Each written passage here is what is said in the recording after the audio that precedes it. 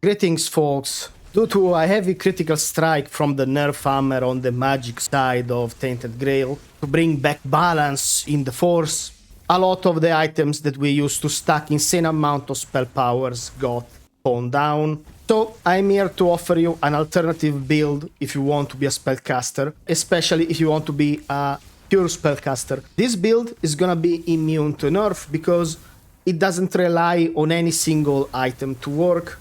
Our defensive layers are the usual one. We are ranged, we can stagger enemies pretty fast, we can also stun enemies as well. The potential is all there, and pretty much you can use any spell that you want. I, however, will suggest if you want to maximize your damage and make the most of your perk tree, to use spells with different mana costs so you can juggle them around. However, this is mainly up to you. If you enjoyed this guide, please leave a like and subscribe. I will really appreciate it. Now, let's get into the build. Okay, let's look at our basic attributes.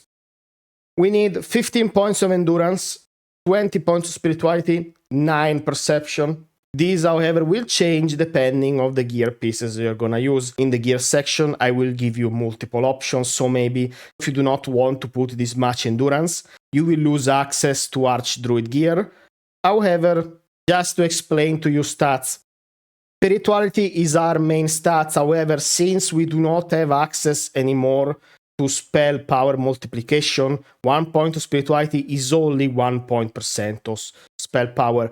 On this build, we don't care about mana regeneration. Maximum mana is nice, but we want to prioritize damage.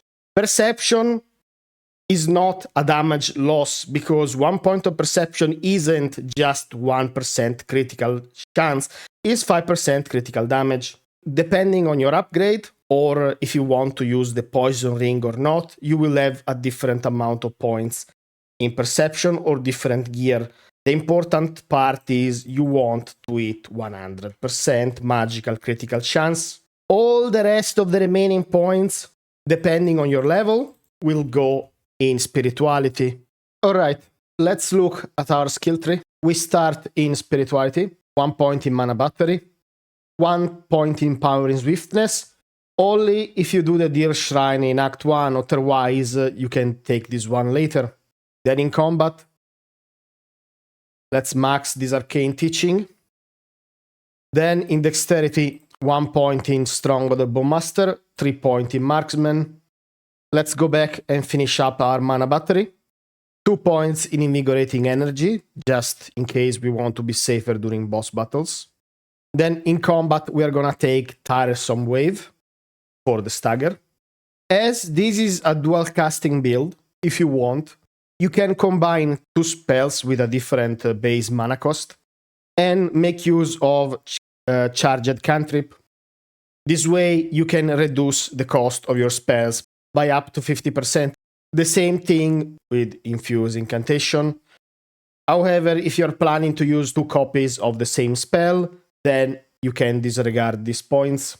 Okay, we go in Perception, 1 point in Extra Lucky, 1 point in Critical Cascade, 1 point in Respiting Cruelty, not more, 2 points in Critical Aegis, and 2 points in Bloodthirst for our self-healing. If you are comfortable or you're playing in lower difficulty and you don't want to take the self-healing or even critical ages because you don't feel like you're in danger, then no problem. 3 points in Deep Wound. This will allow us to make use of our dots. Then we move in Practicality. Status. Exploitation or Affliction. You can take these earlier if you want instead of Charged Cantrip. It's up to you, really. This is only a basic guideline. Stuck in Peril, because ideally you want to apply 2 dots. How you choose to apply your second dots doesn't matter. In my final build, I use a poison ring, so I suggest to at least have a poison spell. However, if you are not applying 2 dots, you can forget about anything except Exploitation of Affliction. In this case, you will have your core stats easier. Then we go back in Perception. Let's go for the eyes. If you need more points in crit, you will have to make a choice. Either you get this crit from gear, from upgrades, or from perception. However, since this build doesn't use a wand, we save a lot of points as well. So we can easily continue to get Arcane Mark now that our crit is higher. And then I'm gonna suggest to go for impactful spell casting. This is optional. Then 1 point imbibed by the elements, because otherwise applying status effect is gonna be a little harder. Elemental shock for that pop. Of course, if you're using poison spells or bleed, these points are not useful to you. It depends on the spell that you plan to use mainly. Overkill, and then elemental infusion. If you prefer to get elemental infusion before overkill or elemental shock, it's up to you. At this point, with these many points, the build will already do so much damage. So this is more like of a preference. For extra points, it's mainly up to you. All right, let's look at our gear. First of all, you don't need to be level 70 for this build to work naturally. Most of our setup comes from crafted gear. However, if you're not playing in veteran, you don't need to build up all this power. This is a dual cast build, so it means that we have no wand. So it will kinda give us more raw damage from the use of spells. However, this will cost us a lot of stats because we are not using Claire's Pen or Spellgorger, so we're gonna save up on money. To compensate, however, we have access to combos with spell thanks to our perk tree. If we juggle spells with a lower cost and upper cost, we're gonna deal more damage. You can achieve this, for example, by using Tainted Grail, which has a mana cost of 31, and then a Caustic Wrath or even Hailstorm, which have a mana of 28.4. Again, this is optional. You can use whatever spell you want. However, if you want to free up the poison ring, then you can use another critical strike ring. I do not advise using mana rings because, simply put, we have insane mana regeneration on any setup just by stacking spirituality alone. So for our helm, we're gonna use Crown of the Netherbloom. These will work as long as you manage your stamina.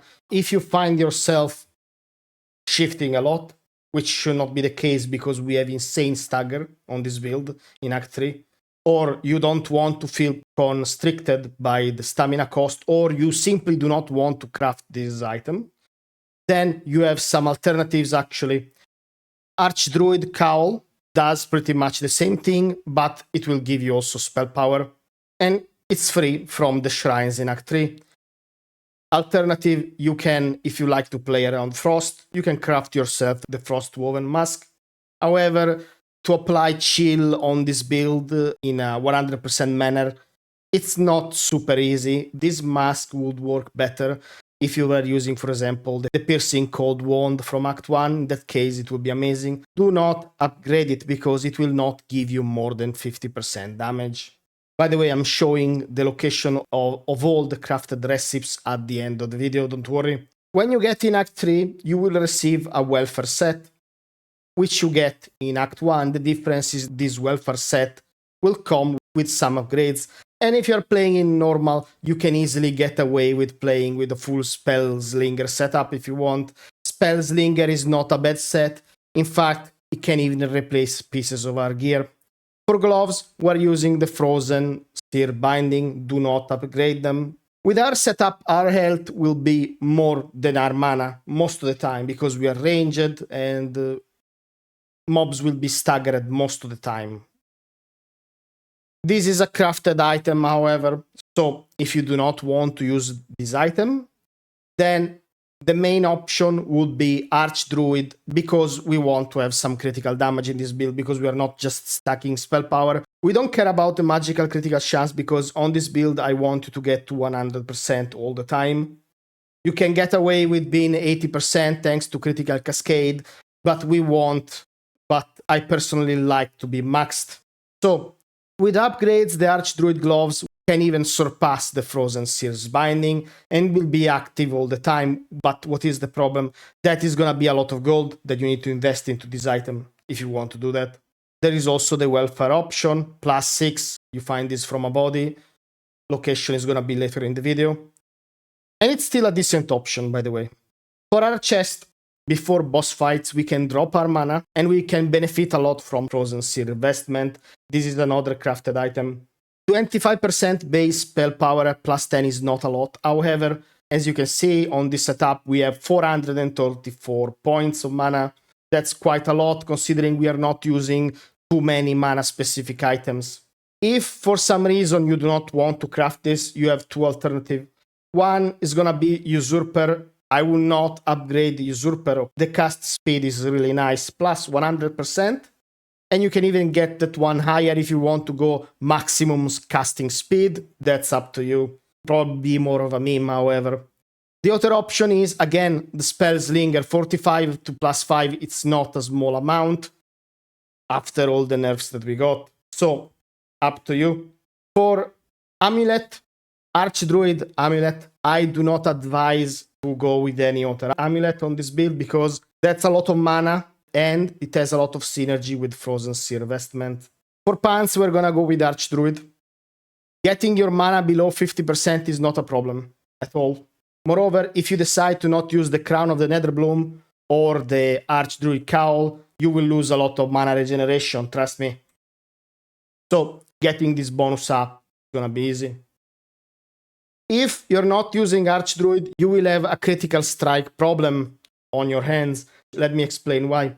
Our back item, the Hands of the Olive, you have seen this in a lot of my builds. It's an amazing item. I also always use the same relic setup on this item as well. The duplication is nice. However, this item will give you critical damage. If you do not want to craft the Hand of the Olive, then you can go with Volker for critical chance. I personally do not like Volker because of the 25% incoming damage taken. With upgrades, you will get more critical chance. However, it's still a powerful tool for builds that are struggling with critical strikes. So if you want, you could literally rearrange everything, go super welfare, and then you will still get a lot of crit out of Volker. For Mage, we have many items that will give you critical strike. So it's up to you. However, I like this setup. For Boots, Horned Warden from Act 2 Druid Shrines. Two important things about this item. First of all, a lot of critical damage. And then the first line, do not forget that on this build and on most mages build, we convert movement speed multiplier into spell power. So this item also gives us 25 spell power when our mana is low. However, if you do changes to the skill tree that I provided, you can also decide to drop the critical strike ring, save some skill points, and go with a blood ring. On this build, we will stack a lot of stacks of bleed. In fact, if you want to go an extra mile, you could even decide to ditch a bunch of points and go Red Death. And then in that case, you could even decide to go, for example, with double Winter Crone's Wrath, or even Poison Spray. You can stack a lot of bleed, and bleed will prop up our Red Death stacks. However, this is something for you to keep in mind. Hello, my dummy friend. It's time to show you how easy we can stack bleed with this thing. 55, 90, 100. Don't worry, he'll be fine. He's an old man, but he can take it. Oh, he's gonna take it. Ooh. So we can get past 200 and then he loses them, which is kind of sad. Oh no, we can? So, as you can see, my dummy is not perfect. Sometimes he gets so many stacks he forgets that he's alive. Are you alive though? Is it pain? Are you okay? Is this what you dreamed about in life when you were younger? Alright, let's begin. What is the best start possible? I would highly advise you to play the tutorial, of course. The next choice is personal. However, this is how I like to do things. Yeah. So, we start out with blood transfusion, which is a lot to use in Act 1. Alright, let's start. First item that we need is this bonus HP statuette. It needs to be consumed, just so you know. Also equip that blood transfusion. This is gonna be a very fast speed run, or rather very fast tutorial thing, so don't worry. Get the recipe. Here, 10 lockpick and a quest item for Act 2. So, blood transfusion works in a simple way, especially early on. Don't run out of mana. Just don't let the dot expire, because that's where most of the damage comes from. Any stack of bleed is additional damage. Also loot zombies and other creatures, because we need those items to offer to the druid shrines. So, even if you put them in bank, don't forget to have them all new. Just to not waste time with trips back and forward.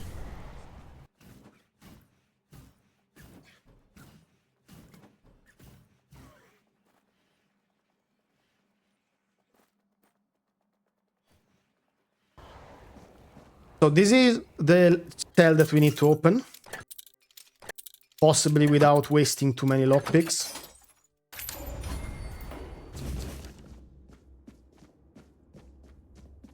Then we're gonna take the healing recipes for the thing.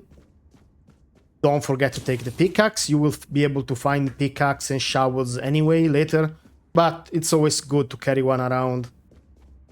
And never forget the stuff. Sage and alcohol. It's the simplest recipe.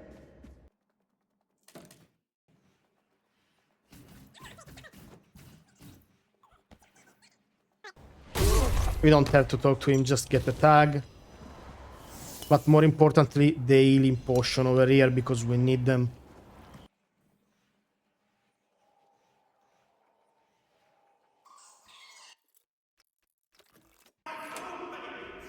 In this cell over here, there is a very important item you should not miss.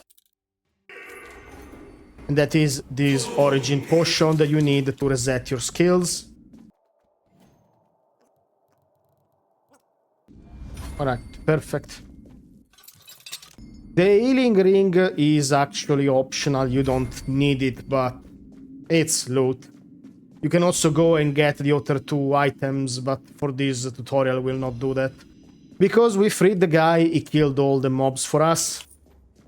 So that one is good. If you want more experience, you can kill them if there are too many. You can always crouch here and shoot them from here. Most of the time they will not be able to hit you. Or you can just kite them around, it really doesn't matter. Here we have the recipe for the Bloodsucker potion, which on mage you will not use, but it is what it is. Now, on to the most important item that you are gonna get in the tutorial, and that is the mana ring. You jump here. There you will find the stamina ring. I'm not gonna do that though, because I don't need to.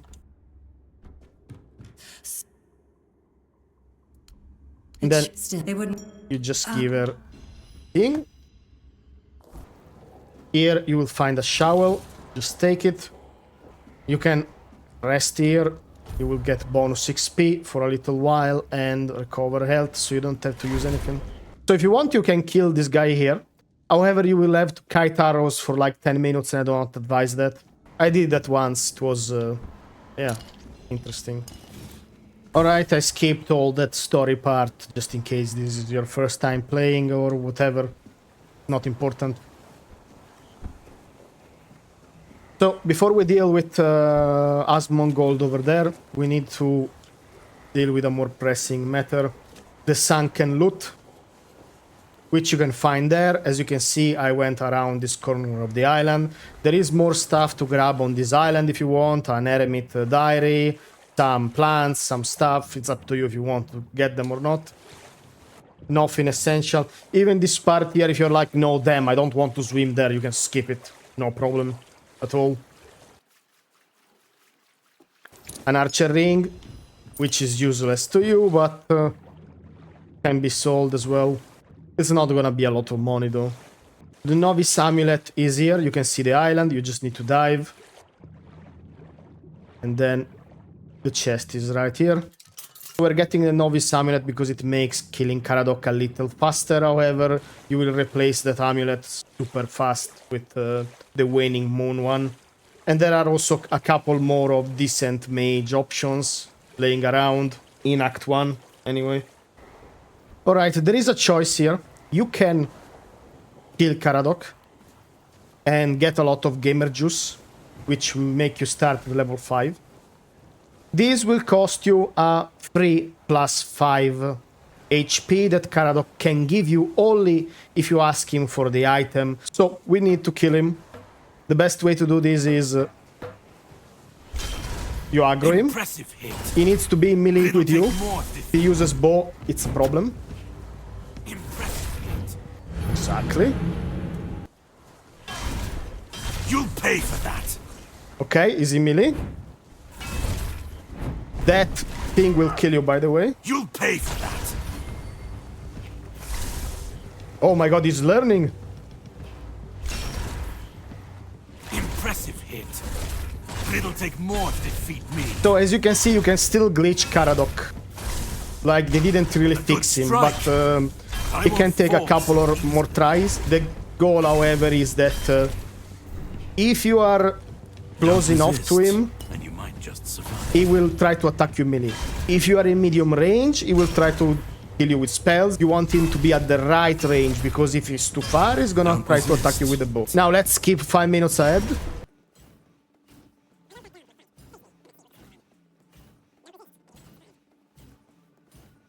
Now, very fast, execute. Amazing. Loot everything he has. The Wolf's Owl, well, we don't need it because all points go in Spirituality at the start until 6, and then 6 points in Endurance. Alright, I'm not gonna try hard here for XP because we're already level 5 and you're a mage. Like, if you need to optimize this, like, I'm sorry, there is no higher difficulty than Veteran. Like, survival just limits your ability to save. It's not like it makes everything harder. At least for now. If something changes in the future, don't hold me to that. Right? Recipes. Then, more importantly, people skip this one. Get that Keeper tag. Ignore everything else here.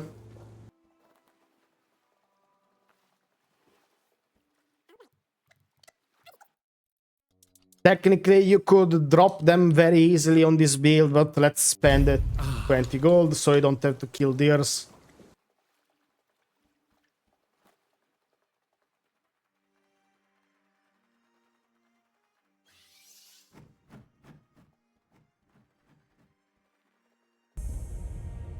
Shrine of the Deer. Amazing. That's some extra movement speed, which is converted in spell power. See, this is a shovel in case you didn't pick that one in the tutorial. Ignore them. Quickly loot that letter. Read it.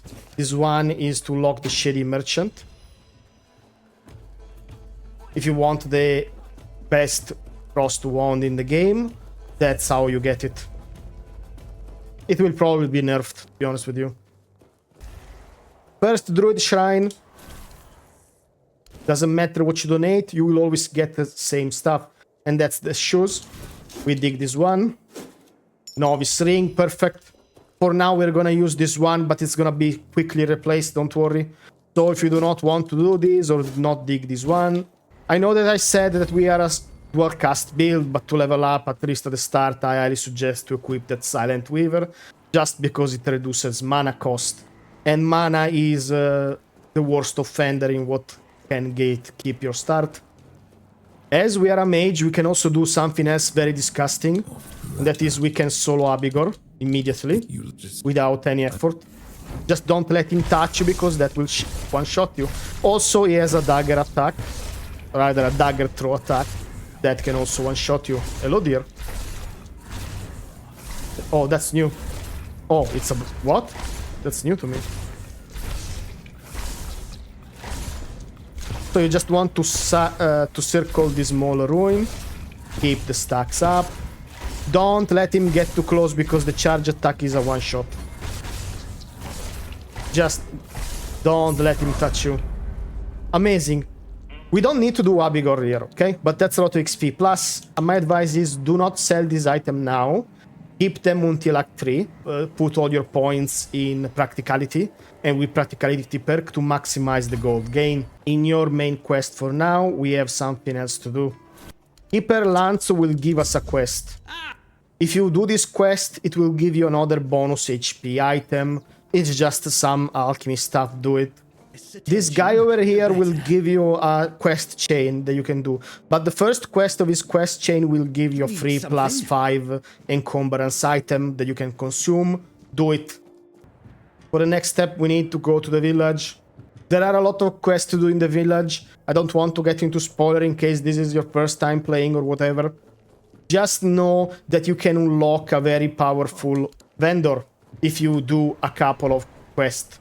They will start in the tavern, at least one of them I will show you. This lady over here has the quest that I'm talking about. This lady is also a quest chain that you can do. Alright, from this position, which is gonna be extremely annoying. Oi, Noel, what if I pulled Excalibur from that stone? And now we need to get that item over there, so just in case you don't want to spurg out, make a save file.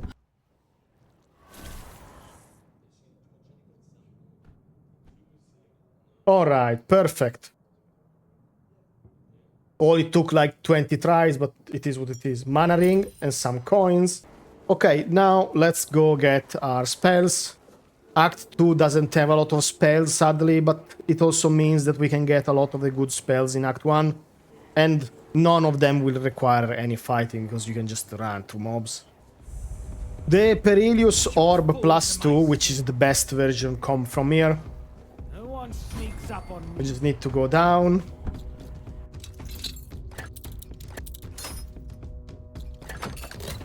Break the lock. And there it is. There are other versions as well. Now, here is the poison spray. This is gonna be our main spell. We can finally go dual cast. We can get 3 spells here, all in the same place. First item is on the door. Now we can ignore most of the mobs. Then we're gonna run this side. A very, very, very good spell is here. Problem is that it has a very high mana cost.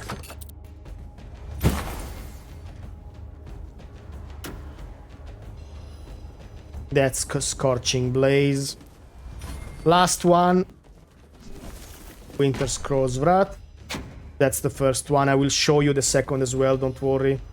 Here next to the swamp you'll find our back item. We will use this back item for a while. Priest Escape. Remember, all location of everything that I'm showing you is also on Map Genie if you do not want to listen to me rant about this. Alright, now let's take both the Blood Ring, in case you plan to use that one. That will add a stack of bleed, so if you plan to go full dot with multi-projectile, doesn't matter, could be Merlin's Thorn, Winter's Crow's Wrath, Poison Spray, it's the same thing. It will apply more bleed. There it is. Also, if you ever plan to play an archer, Corpse Binder is such an amazing set. Now, before we leave, look there. Do you see it?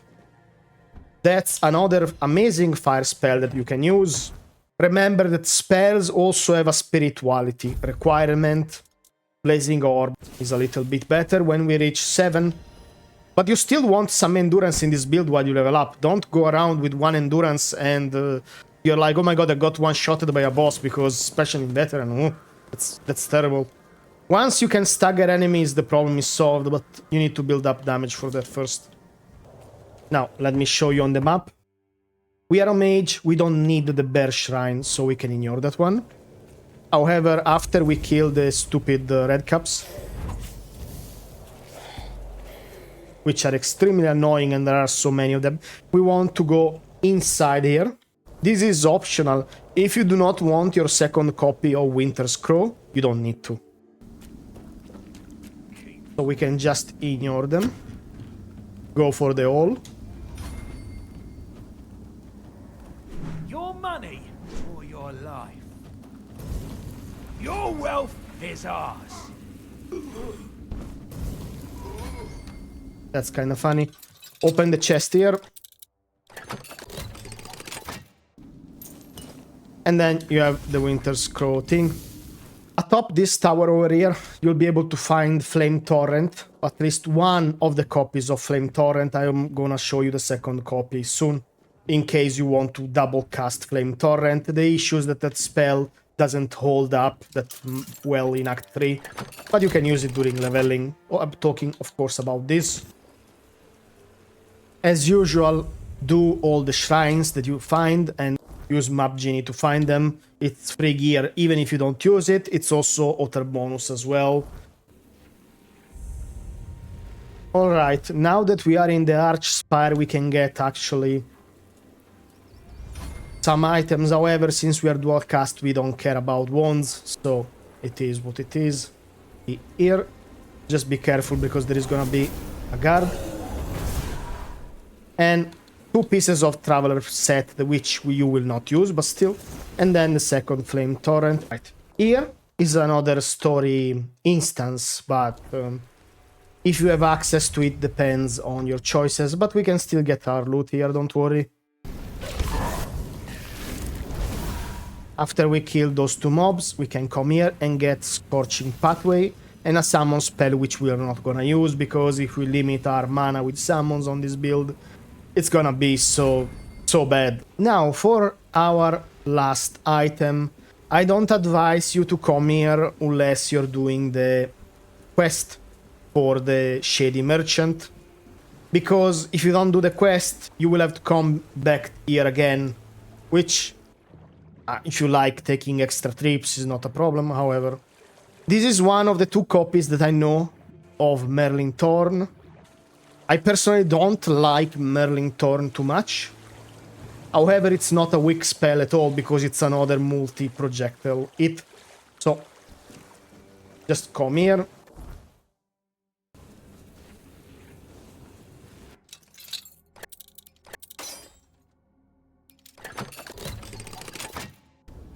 And there it is. This is literally the last spell you can get in Act 1. If you want a second copy of Merlin Thorn, guaranteed, you can buy one from Maggot in Act 2. Wait, where is Maggot? Progress in the main story and you will discover that. And the chest is gonna be here.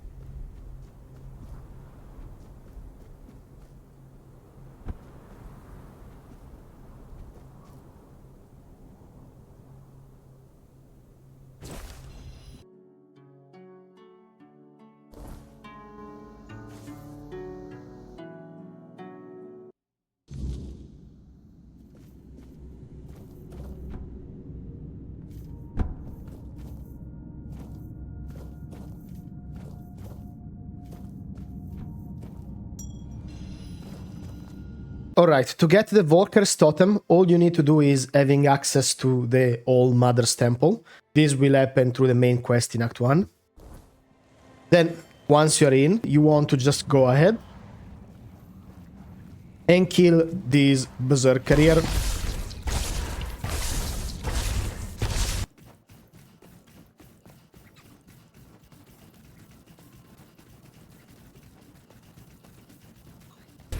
And then you can loot your Volker Berserker Totem. Even though you're stealing, it doesn't count as a crime. So the other Berserkers will not attack you. If this is changed in later patches, well, in that case, I guess you will have to commit a crime. Okay, once we reach the Ulfur village here, and we have access. No trust. We don't. We just ignore everything else. Let me go. Okay. Then we go up. And here, Afran's house.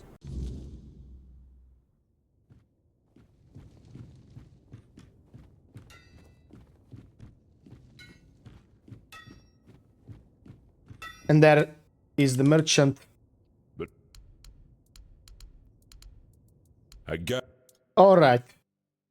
This is the vendor that will sell the crafted sets from Act 3, the Frost Woven, which is like a basic Frost set.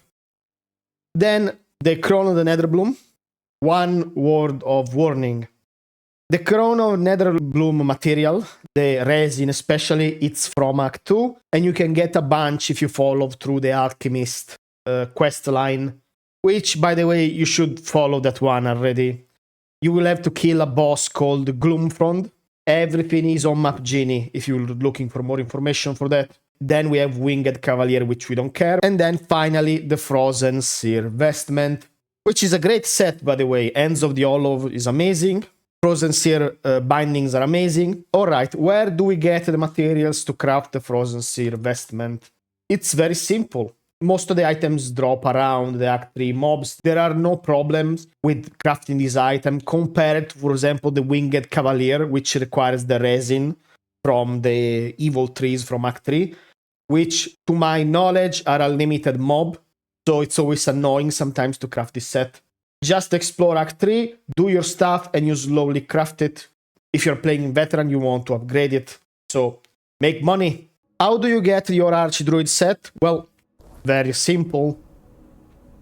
From the shrines that are spread around Act 3. You should do this regardless, as I said before, because of the bonuses that they will give you.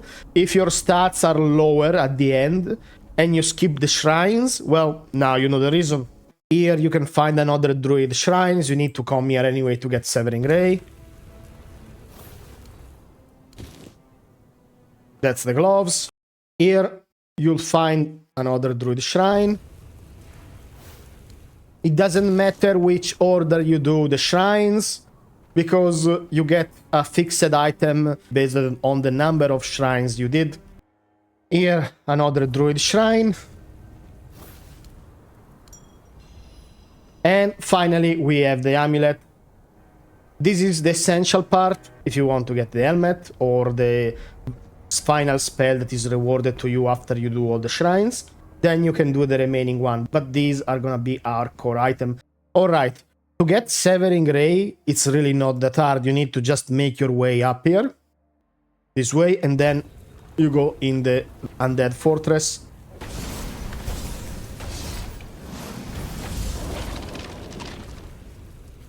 You can ignore everything. Then come here. Break this lock. And there you have the Severing Ray spell. Here you'll be able to find a free spell.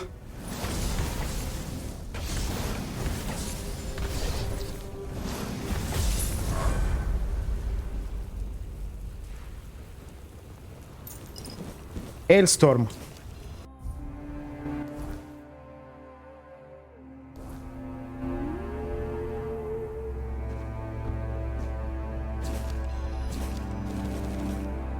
Alright, there are many spells hidden in Act 3, however, the one that you cannot buy directly from the vendor here, I already showed, and that is Severing Ray. Regardless, all the locations are on Map Genie, and I don't want this video to be 3 hours long, so once you have access to this village, we just follow the path upward.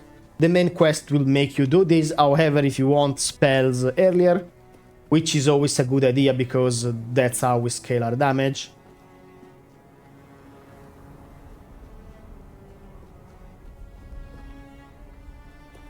I will quickly show the vendor one more time. Location. Tahir Temple or something.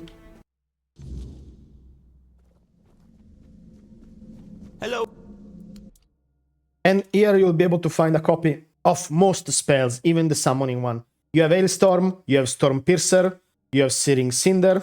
In the unlikely event that you got this far in the video, thank you very much for watching. If you enjoyed this guide, leave a like and maybe consider even subscribing. I will really appreciate it. Now, enough shilling. If you have questions, doubt, or criticism, let me know in the comments. Have fun playing Tainted Grail, and I will see you in the next video. Bye.